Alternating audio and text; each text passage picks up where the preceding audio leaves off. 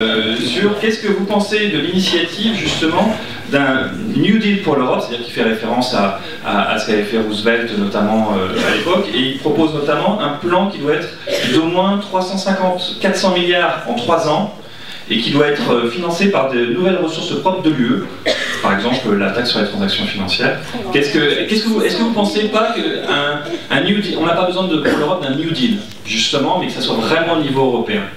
On veut, si vous voulez, éliminer les énergies fossiles. On veut avoir une société décarbonée. Eh bien, il y a des marchés au niveau du CO2. Pour l'instant, c'est 5 € la tonne. Il faut au moins passer à 30 € la tonne.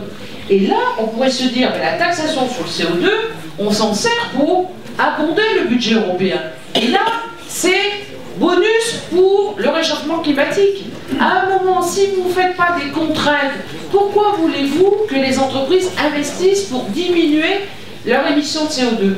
Et après, on peut jouer aussi sur une taxation environnementale. Regardez ce qui se passe. À l'heure actuelle, il y a plein de simulations qui se font sur quelque chose qui vient de Chine, qui passe par bateau, et après qui vient par camion. Et ça arrive à un prix qui est plus bas que le prix de nos produits à nous, qui sont fabriqués Made in France. Pourquoi? Parce qu'on ne tient pas compte de ces externalités, on ne tient pas compte du transport.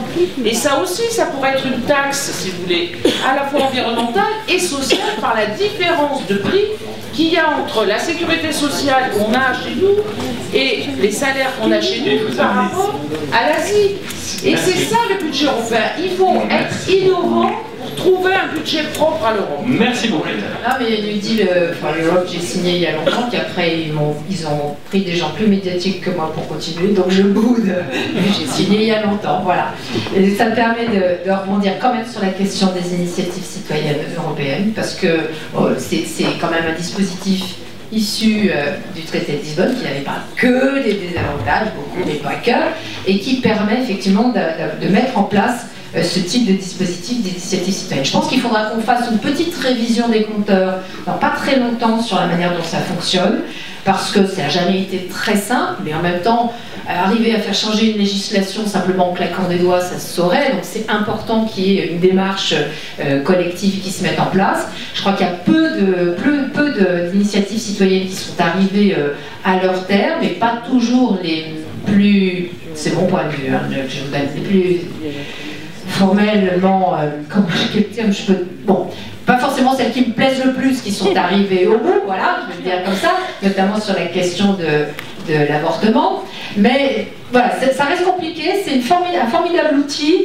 qui mériterait d'être mieux connu, mieux utilisé, et surtout de trouver des concrétisations, parce que voilà maintenant, 2 ans maintenant, un peu plus de 2 ans maintenant, que les initiatives citoyennes se sont mises en place, et je n'ai pas eu, moi, de sentiment très profond que depuis le citoyen, il y a eu le portage jusqu'à une décision formelle. Donc voilà, je crois qu'il faudra qu'on révise un peu les choses du côté des initiatives citoyennes.